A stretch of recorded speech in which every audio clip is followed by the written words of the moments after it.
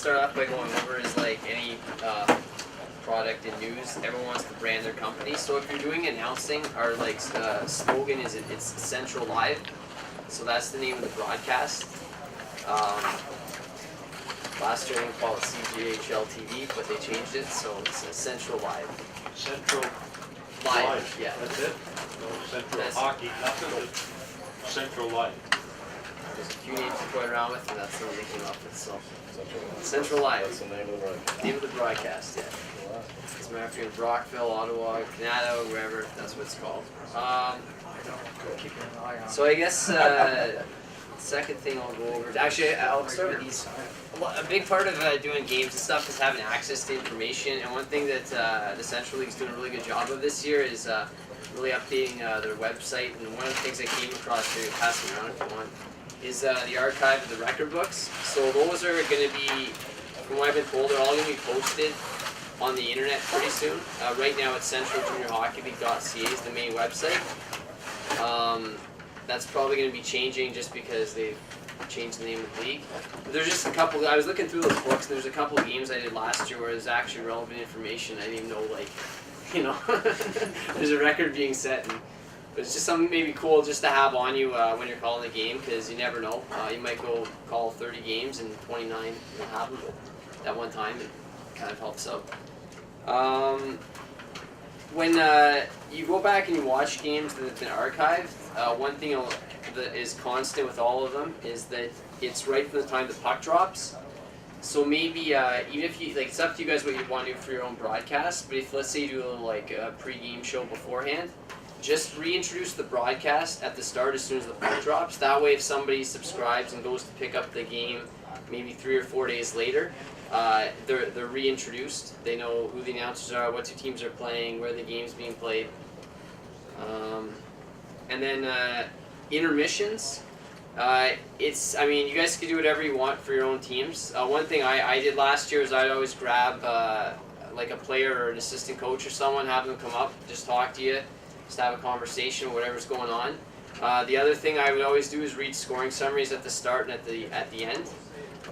Just kind of gives the people watching, maybe they tune in later, whatnot, just an idea of what went on, you know, who had the points, who scored the goals, reiterates the score. Oh yeah, that's the other thing too, is we don't have any graphics, so it's kind of like radio, where when you do radio, it's just what you tell the people who are listening, so you can never say the score enough. Never say the score enough, because, you know, even if you've logged on the game, you walk away for, you know, 5, 6, 7 minutes, you come back, you know, this league, you guys like Neil know that goals can be scored just like that. Sometimes you get games the goaltending's not that great, and you have a few of them just popped in there. And the time. Yeah, and that's right. That was the next thing. Yeah, usually the role of the color commentator, whenever a goal is scored, you'll notice when you listen to games on the radio, is the color commentator, the first stoppage will go back and just say, you know, the time of the goal was 3:42. It was Canada. It was, you know, made the game 3-2 for Canada. So and so scored, assisted by, you know, whoever's assisted by. Some of the rinks, the in-house PA system, Sucks. sucks. It's a good way to put it. But most of them I didn't have a problem in last year. They were very audible and you could hear what they were saying. So yeah, if you're the color commentator, that's just something that I want you to do. Just write down who scored, then first stoppage, just go over that again. One thing I would do too is it's up to you guys. Like if you don't have a recorder, you don't have to worry about buying one. But if like just when I was doing newspaper stuff when I was a student, I had a recorder. So what I was able to do is I was able to tape some interviews beforehand with people, and then I would just plug them in the intermissions into the sound mixer, and just play them off of there. It's a good way. I mean, you know, if you have like a 15-minute intermission and you kill, you know, 6 minutes with the interview or something, it's just kind of a good way to get some time going without avoiding any dead air. And then yeah, I guess a key part of it too is the relationship you develop with your team, especially in a league like this. Like if you want to know what's going on with the lineup or whatever, I think John, you were asking about that beforehand. It's really crucial that you have a good relationship with the coach or whoever you're working for with that team, because that's where all your information is going to come from. So like you might show up and someone might be scratched. You just sound more professional knowing why that player is scratched and not in the lineup, right? If you tell the audience what it is. And that's just all from just getting to know the people that you're working with. The lineup cards, they are posted on the website. I always printed mine off before I got to the rink. if you go to the scoring on the Central Hockey League website, I think up until about 5 minutes before the game, it'll have a little link that says pregame on it. If you click on that, it'll have a complete roster with all the stats. And I would just print that out and then bring it to the rink for me. I know a lot of rinks went to, like when I did games in Canada with Jack last year, they supplied me with that. The other thing that you can also do too, if you want line combinations, is the visiting team has to give them to the home team when they get to the rink. I think it's like, I don't know what amount of time it is before the game. They do have to supply them. So a lot of times if you go to the home team, they'll give you the line combos for both sides. It's, especially when you're first starting out, it makes it a lot easier to call the game, knowing who's playing with who, because like let's say for instance you've memorized who the centerman is and you can't see the number on a player in the corner. I just found myself personally, if I knew who was on that line, I wouldn't even have to see the number. I could just recognize the player by the other two guys that are on the ice. And it's the same thing with the defense pairings. Just little pointers. I mean, you'll find your own preferences on what you want to do, but that's just something I did that I found worked pretty good for me. Oh yeah, the other thing too is names and pronunciations. Just get those from just the same thing. You get those from the team. It's really important that you try and get those down, especially now that we've kind of branched out and we're trying to have 12 teams with sets of announcers. And it's funny because like you can get so many stats wrong, but if you say somebody's name wrong and their parents are listening, it's it's like it doesn't matter what else you do that night. You could have like an OT goal in the playoffs, best call ever, and you said You'll be cursed forever. Yeah, exactly. I messed them up too, guys. So like don't worry about it. But just if you can get them You've been before, cursed forever. yeah, they still remember me for that. One thing I like to do with pronunciations, especially like when it's maybe it's an AP player, a guy that's not usually in the lineup, it's a funny name. Sometimes when I look at it, the name's not pronounced the way it's spelled out, so I'll just kind of on my own like spell it out beside his name on the lineup card. Yeah, like Sonics like that. It's whatever works best for you guys. That's just something I found worked good for me. Oh yeah, and someone was asking about exhibition games. I know Sean was telling me he's gone out to see a couple of the Raider games so far.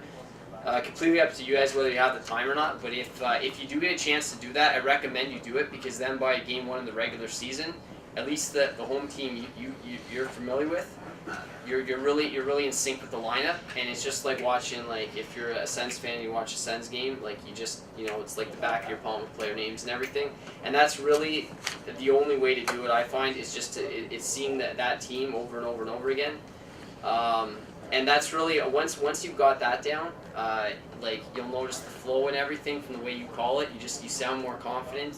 The people listening, it just sounds more like you know what you're talking about. And yeah, once you get that down, I think you can pretty much develop your own style and everything from there. And that's just probably the easiest way to do is just repetition from seeing that team over and over again. I'm going to be sending out an email, not an email list, the contact list for all the teams. And that way, if like say the Nepean's playing Canada and Jeff doesn't, hasn't seen Nepean yet, and he wants a little background on how the team's doing, he can just send an email to Sean, and Sean can fill him in, and vice versa. I think that's kind of important for us. Yeah, exactly. Like guy plays on the fourth line. You wouldn't guess it by looking at 7 points in 45 games, but they all came in the last 3 games, right? So, that's just something that we can kind of use to our advantage. You got 12 teams. Every team pretty much now has an announcer. So if you're not familiar with something, just contact your peers or the play-by-play guy for that team. Yeah, and like I said, point streak is. I'm not sure how many of you are familiar with it, but it's the one that it's on the Central Hockey League website, and they do all the live scoring during games. Before I would do games, that's how a lot of times I would know who was hot, who was cold. I'd kind of go on there and maybe just look at the box scores from previous nights, whatnot. You might even get stats like whether the power plays hot or cold. They were 5 for 5 the night before or whatnot. So really use the league website. It's really your only source of information as far as like news and trades and everything's concerned. And the other thing I would do too is if you have a laptop or something when you're doing the game, you can always just put point streak up while you're calling the game, and then you can update it as the night goes on. I found that was a lot easier than like in a rink like take Smith Falls for instance where it's -40 in February and your hands are frozen and you're trying to write stuff down. It's it can be kind of complicated sometimes. Other than that, I think that's pretty much all that I wanted to cover. And does anybody have any questions? Well, anything else? Where can we find some announcers? I'm working on your team. I'm working all summer. Because I've been working on it too, and I can't find anybody that. You got to talk Terry into doing it. Well, he works nights, so a lot of time he's working, he can't do it. But it's just like, there's got to be somebody that wants to do it that is willing to. Okay. Yeah. No, I understand. Like I said, I've been trying for. I tried all last year. I've never had anybody do play-by-play because I never get anybody to do it. Oh, that's right. Actually, that's a good point I wanted to bring up. It's entirely up to you guys if you want to do it or not, but if you are looking to get a couple extra games, there are rinks, like right now I think the only place I haven't found anybody are Smith Falls and Hawkesbury. So I've talked to Kevin about this, and he said, as long as the teams are fine with it. If let's say Gloucester's playing Hawkesbury one night, and you're available to go to the game, you want to call the game, just hop on the team bus or whatever, go from there. Like I said, that's completely optional, but it's totally up to you guys if you want to do that or not. But it's just it gives you extra games, and like I said, it makes my job easier because there's an announcer that covers off a game for a team I don't have. What'd be nice about that too is if, like you guys said, are going to do if you come and there's an announcer at the building, you go on as a color guy, work together, and you guys could put a good show together. Plus, too, that's also a good way to kind of develop relationships with those guys too. Is like when you travel on the bus for within an hour or whatnot. It's you're traveling with them. It's almost like you're part of the team, right? Though I noticed with the teams I worked with, like last year, they treat you like your own after they get to know you pretty well. So no one else had any other questions or? Well, I'm just wondering, what time, for a 7 o'clock game, what time would you want us showing up and getting it set up by and all that stuff? I would say at least a half an hour, but it's totally up to you. It's like I said, if you want to go and talk to the coach or something before the game, a half an hour before the game, like those guys are busy. Once the pregame warm-up starts, they're zoned in, like they've been getting ready for that, all day long. So it's entirely up to you. You can get there however early you want.